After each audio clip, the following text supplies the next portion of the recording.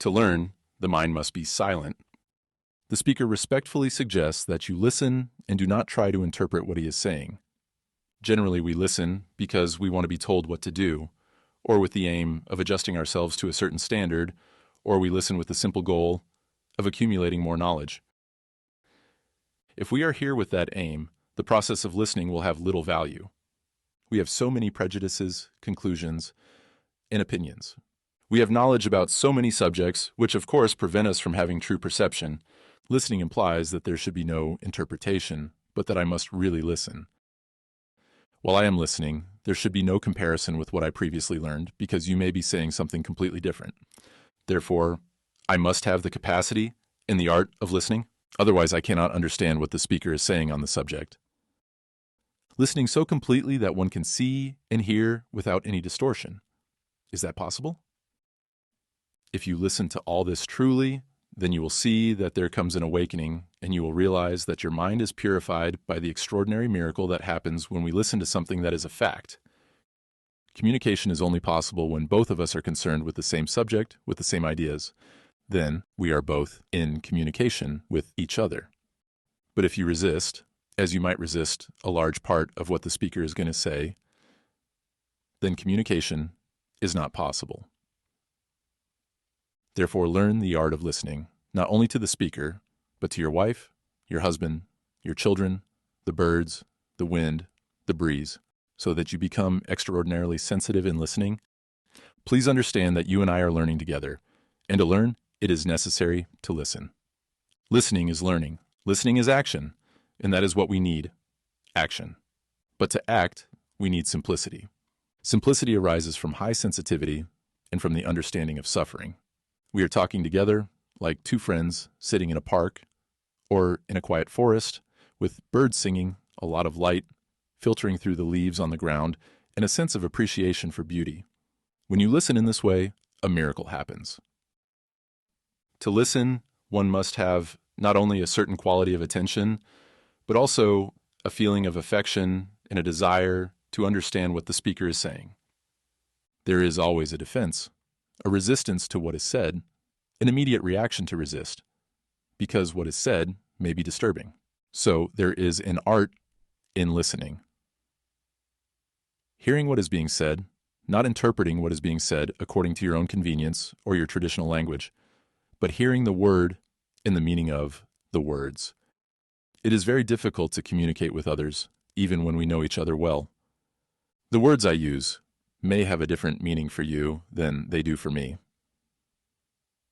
Words are just means of communication. You need to learn my vocabulary, the meaning of my words, to recognize the importance of the subject. When we are in a receptive mental state, things can be understood easily. We are listening when we give real attention to something, but unfortunately, we usually listen through a curtain of resistance, protecting ourselves with our religious, spiritual, psychological, or scientific prejudices, and with our everyday concerns, desires, and fears. All of this constitutes a curtain behind which we listen to things. Therefore, in fact, we are only paying attention to our own voices, and not to what is really being said. It is very difficult to set aside our instruction, our prejudices, and inclinations, and to go beyond verbal expression to listen in a way that we instantly understand. This is going to be one of our difficulties. If, during these talks, I say something that contradicts your way of thinking or your beliefs, continue paying attention just the same. Do not create resistance.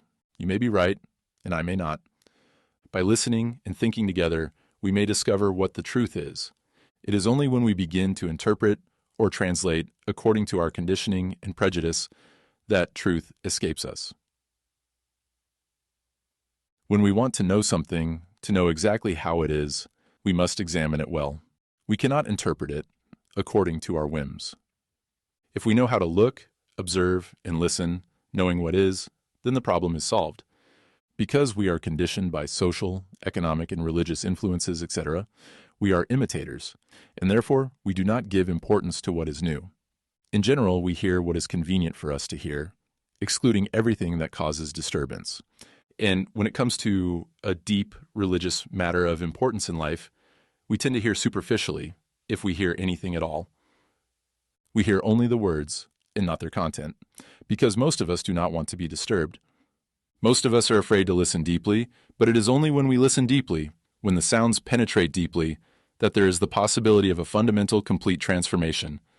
This transformation is not possible if you listen superficially, and if I may suggest, try to listen without resistance, without prejudice. Just listen. Do not make excessive efforts to understand, because understanding does not come through struggle. It is only when the producer of effort is silent that the wave of understanding flows. Do not make an effort to imagine. Do not make any effort to listen. Just listen. Then the sounds will convey their own meaning, and this understanding will be very deep and much more lasting than the simple comprehension of words produced by intellectual effort. The understanding of words, called intellectual understanding, is totally vain. Intellectual understanding is simply verbal understanding. The word is not the thing. The word is not the understanding. Understanding arises when the mind makes no effort, that is, when there is no resistance, when there is no prejudice, but we listen in freedom and completely. Then, this very observation and listening communicate an extraordinary meaning. If you listen attentively, surely only then will you begin to discover what lies behind the curtains of words. If you read a poem with a prejudiced mind, how can you understand it? To appreciate what the poet wants to convey, you must listen with freedom. How do you listen? Do you listen with your projections, with your ideology, with your ambitions, desires, fears, anxieties? Do you pay attention only to what you want to hear, only to what is satisfactory, to what can relieve your suffering at the moment? If you listen through what you intend to hear, through your desires, in this case, you are obviously listening to yourself, your own desires. Wouldn't it be important to find a way to listen not just to what is being said, but to everything? The noise of the streets, the chatter of the birds, the noise of the waves, the voice of your husband, wife, friends, the cry of a baby. Can we set aside all these filters through which we listen and really listen? Listening is an art that is not easily learned, but there is beauty and great understanding in it. Listening requires an inner attitude of relaxed attention. In this state of alertness, you can hear what is beyond verbal conclusion, but it is extremely rare to find someone who listens in this way. You will discover that the more you are able to listen, the greater the silence will be. And then, this silence is not broken by noise. We can listen with all the reactions of our active memory, but there is only one way to really listen, which is to listen without the chatter of our own thoughts. I don't know if you have ever noticed. When you are listening to someone you have known for many years, with whom you are familiar, after hearing just a little of what they say, you already know what they are going to say. You already have formed opinions, certain conclusions, images that prevent true listening. When you listen, it is like planting a seed. If the seed is vital, strong, healthy, and the soil is properly prepared, it inevitably grows. So, it is necessary to learn the art of listening. If you listen very carefully, you will quickly grasp the meaning of what the other person is saying. Then, words are a means of opening the door through which you can look at yourself directly, without translation. If we knew how to listen to everything around us in our daily lives, all the noises, the incessant chatter of our friend, wife, husband, the murmurs of our mind, the monologue it continually entertains, without condemning or justifying, this listening would bring a very different action than that of calculating and disciplined thought. I can assure you that it is possible to get rid of the old records, the old way of thinking, feeling, reacting, the innumerable habits we have acquired. This is possible when we truly pay attention. If what we are listening to is truly serious for us, then we will have to listen in such a way that the very act of listening erases everything that is old. Try this, gentlemen. We can only listen when our mind is quiet, when we do not react immediately. In that interval between reaction and what is heard, there is silence. And only in that silence, there is understanding, which is not intellectual understanding. That interval is the new brain. The immediate reaction is the old brain.